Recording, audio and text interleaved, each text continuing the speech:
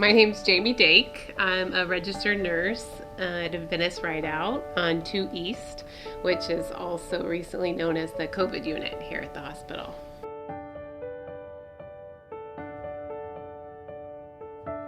As a registered nurse, we are kind of the frontline care with the patients. We're with them for a big chunk, 12 hours out of their day.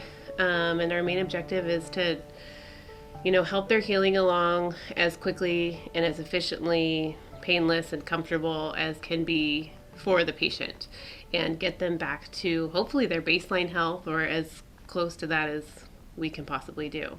Since joining 2 East here at Adventist, we have a really amazing team. I've had a great experience here.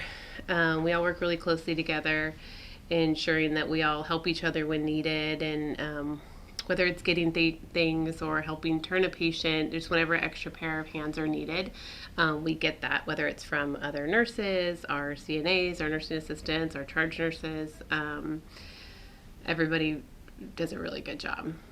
Before COVID, serving patients, you would have a small handful of patients on isolation on your floor. So it's easy to go in and out of your patients' rooms without having to don and doff PPE. It's an easy hand sanitation to pop in and out of your patient's room as many times as you need to throughout the day is very easy to do. Where with COVID, because we're wearing the correct PPE, and we want to not to do the patient disservice, but to minimize our time in the room and minimize our exposure time, we're trying to clump all of our care together. So we're not wasting PPE and throwing away too much stuff throughout the day. We want to make sure we're doing everything we can while we're in the room at that time before leaving.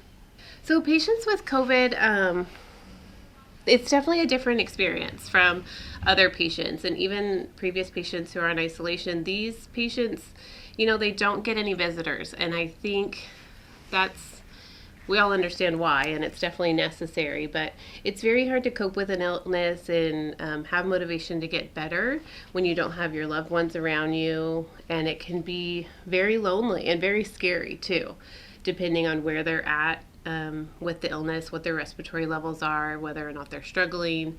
It can be very scary for them, and when they don't have a loved one there for support, I think it can be even scarier and lonely, and that's where my job plays a big part in being that support person for these patients. Family members honestly have a really big perspective and experience in this as well, because it's really hard when you have a family member who's in the hospital struggling, and every COVID experience is different. So I feel like you never know exactly how your loved one is doing in the hospital. You would want to be able to lay your eyes on them and really see them for yourself to see how they're feeling. So us as nurses, we have to talk to the family on the phone and do our best to paint a picture for that family member, and be their eyes into the room and let them know how their family is doing. One thing Adventist Health has done that's great is they offer an iPad service for patients to talk to their family members if their families have access to an iPhone or an iPad, and it's a joy to see the patient's face will just light up when they see and talk to their family members. So it's really hard for the family, just the unknown and not being able to see them.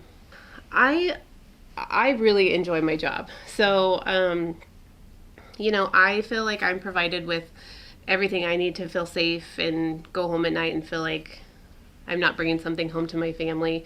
We're provided with all the PPE that we need, and just use really good, smart practices on the job. Even when we're not in patient's room, we're always wearing our masks, sanitizing, cleaning areas. And I enjoy being able to be there for these patients and encouraging them and helping them get back to where they need, and find joy in seeing them go from where they really are ill, where they're feeling better and they're feeling thankful and they're going home to be with their family.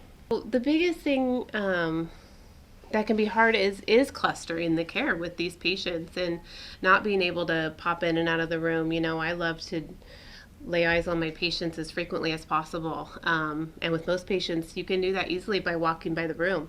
But with these type of precautions, the doors have to be closed in these rooms, and we have to put on full gear before going in. So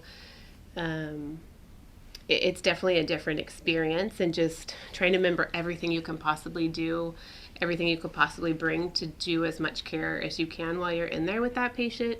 And then just when you might need something, hopefully you can find somebody to bring it for you versus having to throw away PPE and put new stuff on and come in. I'm very thankful that God just put me in a position where I have a job that I can be there for these people who are very lonely and they don't have their loved ones with them, but I get to be that person for them. So I try to, spend time with them.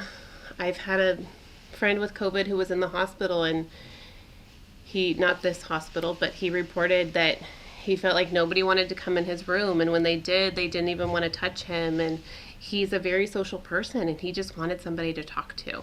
So I enjoy and I'm thankful for the fact that I get to be that first person for these patients, and whenever I do have the time, I try to take the extra time to give them somebody to talk to. Nursing's definitely not for everybody, but if you're in it for the right reasons, I think I've done a lot of jobs. I've done a lot of things, and this is by far the most rewarding and purposeful career I've ever had. Like I said, to see a patient who's not doing well and see them recover and make such big strides, and it's little daily joys that you wouldn't expect to be a big deal, but for every patient it's different, and to be able to find joy in that is really amazing. I just recommend everybody to be smart. Listen to what your doctors are telling you, listen to what public health is telling you, wash your hands, wear your mask, sanitize when possible, and just be smart so we're not spreading the virus.